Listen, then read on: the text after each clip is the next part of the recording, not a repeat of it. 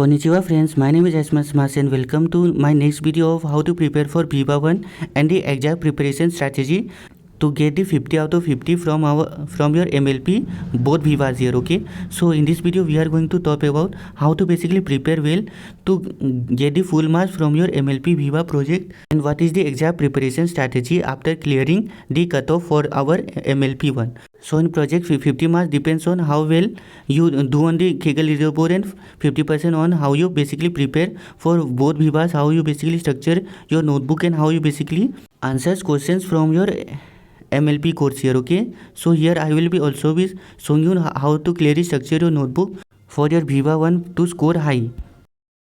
So starting with our Viva Flow for our MLP project is the first is that you have to make some certain requirement for your Viva 1 to be met. Okay, then you basically get your Viva 1 registration. Okay, so during the registration to your Viva 1 meeting in the Gmeet, you basically prepare for your Viva 1, then your Viva 1 is been taken for 30 minutes for the date and time you choose in your form, and then for Viva 2 you learn some deep concept of machine learning to pass your Viva 2. Okay, so after this whole step your whole MLP project is completed and you get your final score.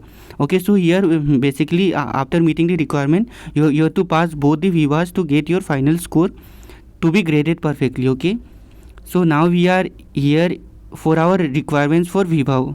So the first requirement for getting the Viva is to get past the cutoff by due date. In short, to even get the Viva well notification, you need to pass the cutoff by the due date to get your name registered on your the Viva eligibility sheet. Okay, it takes 2 to 3 days to get updated in the Viva eligibility form. Okay, so passing the cross the cutoff is very much mandatory, otherwise you will be failing this project if you can cross the cutoff by due date. Okay, second thing is that you have to at least submit 2 milestone code here. Okay, and the milestone code must exist in your main notebook or your GitHub history. So suppose you have a notebook like this, in your version you could basically save the milestone code which had to be done before the deadline. Okay, so the comment history which is here 6 minutes ago, you must basically should be doing it before the deadline. Okay, both notebook and your GitHub is fine. Okay, make sure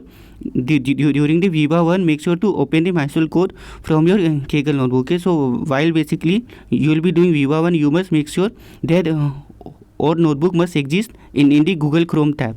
Okay, and next thing is that cross cutoff must be done from the notebook, not the CSV. Okay, so during Viva 1 the examiner could directly check whether your submission panel was made by the notebook or your CSV file. Okay, so make sure the notebook is saved and the score is above the cutoff limit. Okay, so if you have upload the CSV file, you will be getting kicked out from the Viva 1 with less than 40% eligibility. Okay, so you could get Viva 1 again, but do submit using notebook only.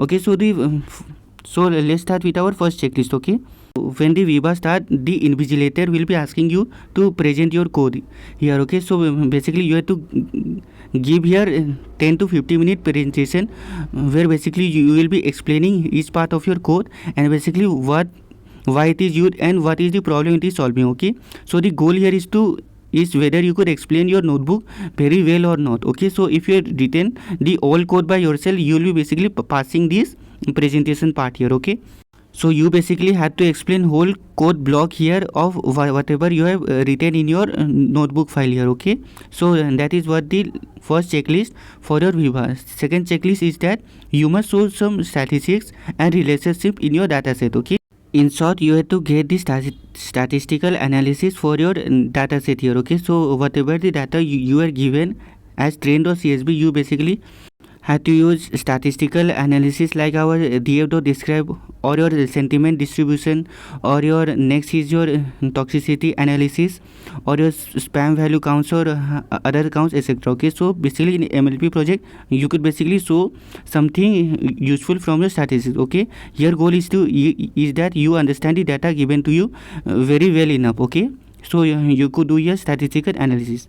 Next point is that you have to highlight some important insights from finding your data. Okay, this is another checklist where basically you will be seeing that after the statistical analysis, I provided some important insight from my dataset which I get here. Okay, so the goal of this blog is to help invigilator know that you have understand the data given to you extremely well here. Okay, so this is also important part here. Okay, next thing is that we have our EDA for our exploratory data analysis. Okay, so here we have to do 5 EDA graphs as a mandatory condition. Okay, so here goal is to basically know that you know how to use seaborn and matplotlib here. Okay, so my goal after our statistical analysis, you will see here that I had done EDA for at least 5 graphs plot here. Okay, depending on the feature here, and I had noted it down perfectly on my right side of the tabular context. So here you must know how to use your seaborn and mandatorily do at least 5 EDA graphs.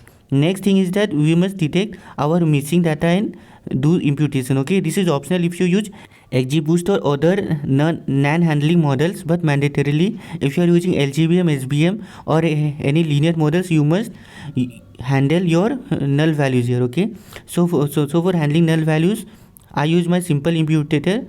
For my text value, I use my fill value as NA, and for my numerical I use my median, and for categorical I use most frequent imputer here. Okay, for my missing data and imputation part here, and then I use the imputer in the next our column transformer. Okay, basically in our pipeline. Okay, so here I define my null values, and in my pipeline I will be passing this imputer. Okay, then the 6th point checklist is that you must do pre-processing, which includes scaling, removing duplicates, etc. Okay, basically here goal is to know that how you pre-process your data for your model here. Okay, so here pre-processing is a very important section of your machine learning, and here your imputation is also an example of pre-processing here. Okay, so first we import here, and then we use our numerical pipeline for our numerical columns pre-processing here. Then we use our categorical pipeline here for our categorical dataset, where a field value is with our cat imputer and use one node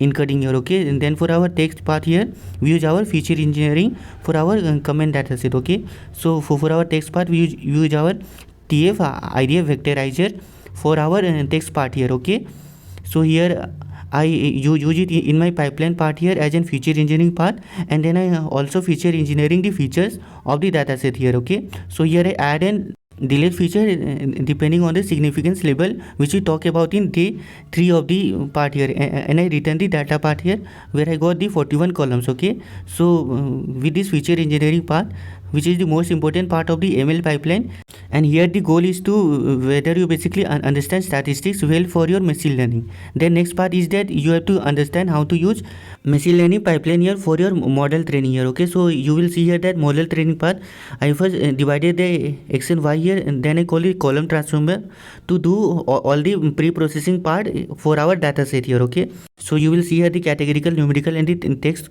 columns are pre-process equally. Then here we have our LGBM model, where we first basically use train test split with our stratifier, and then we define our model, and then I make a full pipeline for our modeling part here. Okay, so this thing you must know and you must show inside the code here. Okay, so in your T3 2025 term, when I was not there, and this was not mandatory because of time series data, but for this term and other terms it is necessary here. Okay, so the whole goal is to understand is whether you know how to use machine learning pipeline. Okay, it is necessary for our ML model deployments to ensure consistency of our inference training data set here. Okay, so that's why it's very much important part here.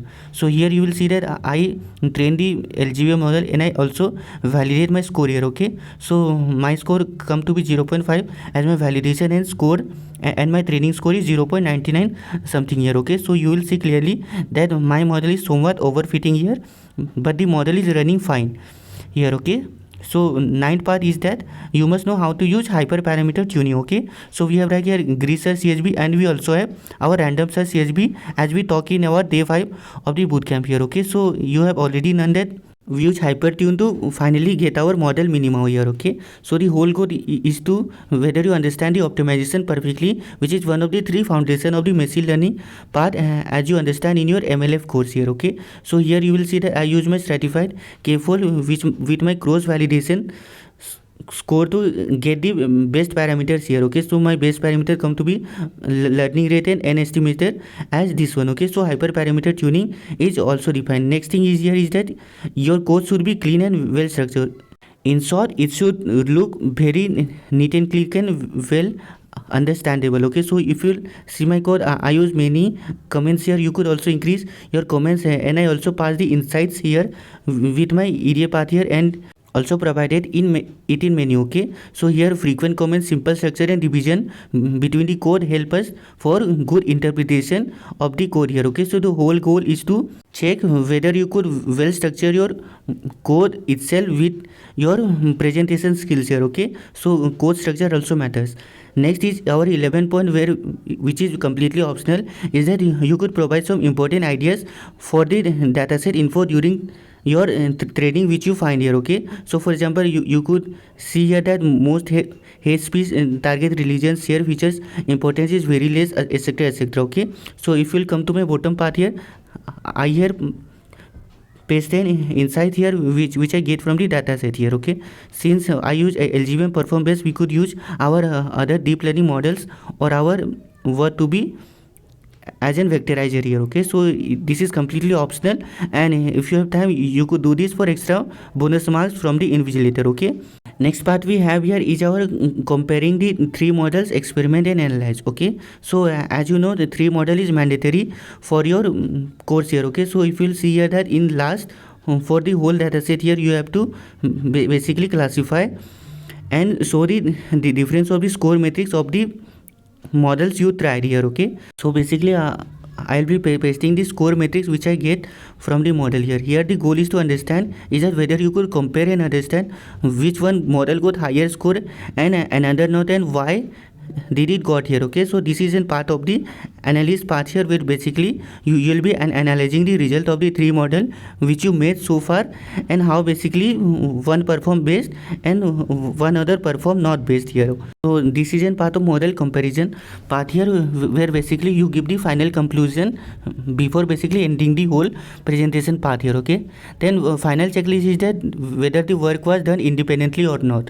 Okay, so if you haven't used AI or any other help, so then this criteria is already satisfied here. Okay, also if you have taken help, do be honest with the ML expert, because finally they are expert and they know whether the code was generated by yourself or not by seeing your presentation only. Okay, so do answer honestly here if you don't have much time to clear all the AI or the other person features here. Okay, so my whole training pipeline you will see here is that I run the whole code blocks one by one, each after the other, and then I finally do the research CSV and the final conclusion from the whole project here. Okay, so your code should be exactly very minus plus difference like me only. Okay, for your Viva 1.